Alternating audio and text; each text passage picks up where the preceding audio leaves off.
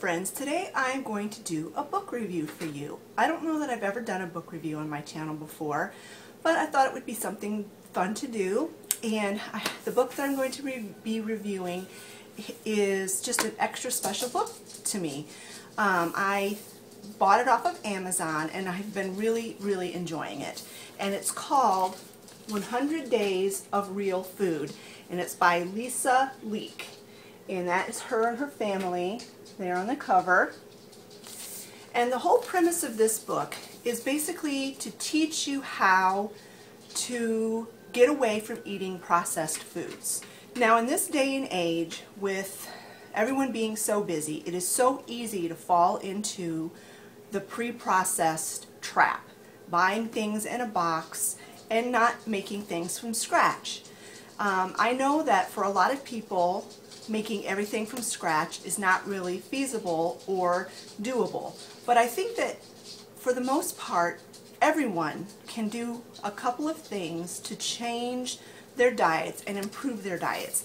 And this book has really helped me understand that.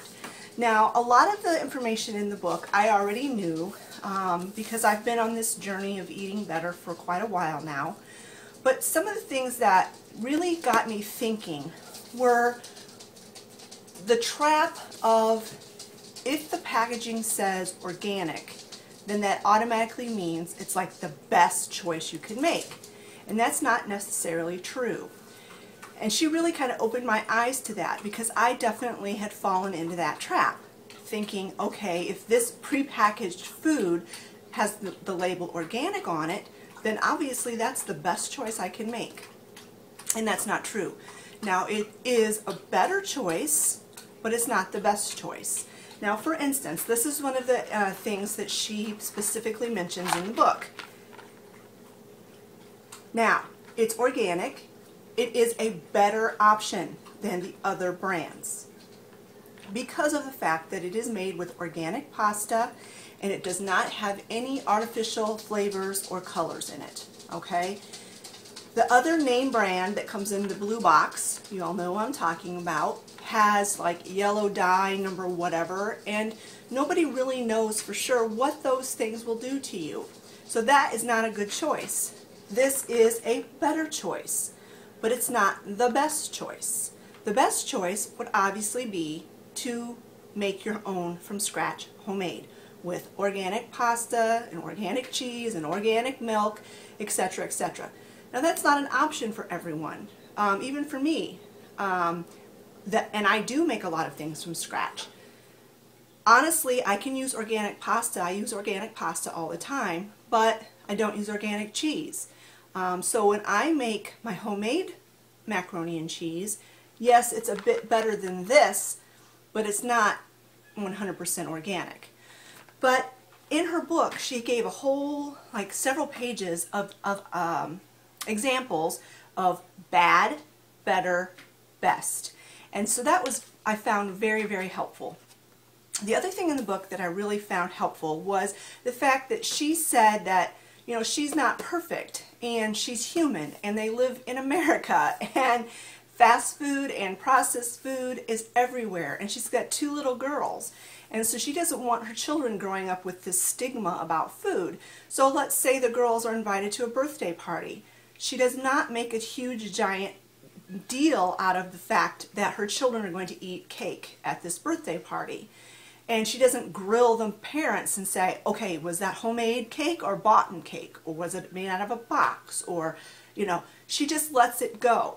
She lets the kids eat the cake and have fun at the party and then moves on. So like 95% of their life is organic and homemade and not processed. But she gives grace to those around her, to family members, and to situations that are beyond her control, really. And she's not going to keep her children from going to their friend's birthday party just because they might eat something that's not organic or homemade. So that, you know, was pretty refreshing. The reason why it's called 100 Days of Real Food is because her family did this challenge. They took 100 days and they ate nothing processed. Nothing.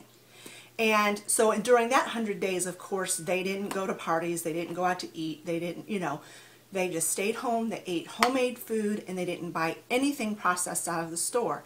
It was just basically because her children were having some issues with health issues, stomach problems and things like that, and she wanted to see if changing their diet would help. And it did. A lot of the problems that her children were having all went away.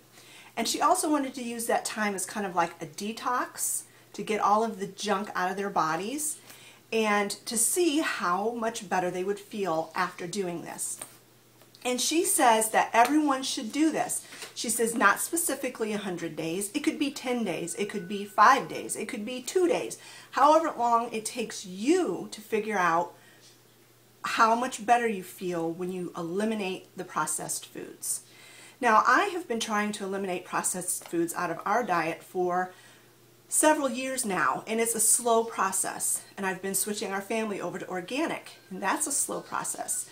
I had to do it step by step, little by little, and because I can't afford to just say, boom, one day say, all right, that's it, I'm not buying anything unless it's organic. Organic is expensive, I'm not going to lie. It is much cheaper to buy non-organic. But there are certain foods that, in my personal opinion, aren't worth eating unless you eat them organic. And if you go on Google, you can Google the Dirty Dozen, and it'll give you a list of all the fruits and vegetables that are highly, highly, highly sprayed. These foods are so highly sprayed, at least in America, I'm not sure about other countries, but in America they are so highly sprayed and so toxic that it's actually worse for you to eat them than if you were to eliminate them from your diet. And the top three, and the three things that I absolutely will not buy unless they're organic, are apples, strawberries, and grapes. They are one of the highest sprayed produce that you can buy. Now that's just 3 out of the Dirty Dozen. If it's on the Dirty Dozen list, I will not buy it unless it's organic. That's just my rule of thumb. Also, if it's something that my family eats a lot of and they eat every single day, I will buy it organic if I can afford it. One of those things is milk. Now my son is the only one in the house that really drinks milk on a daily basis. And he was having all kinds of stomach problems and gastric problems. And anytime he would drink milk, he would start feeling sick. So just to see what would happen, I switched him to organic milk. He can drink organic milk and he does not have a problem. I don't think that that's a fluke. I think what they are feeding the cows and administering to the cows does affect the milk, and it does affect the people that drink the milk. This is my personal opinion. I'm not, being negative to the dairy industry. One of my best friends is a dairy farmer, so I know.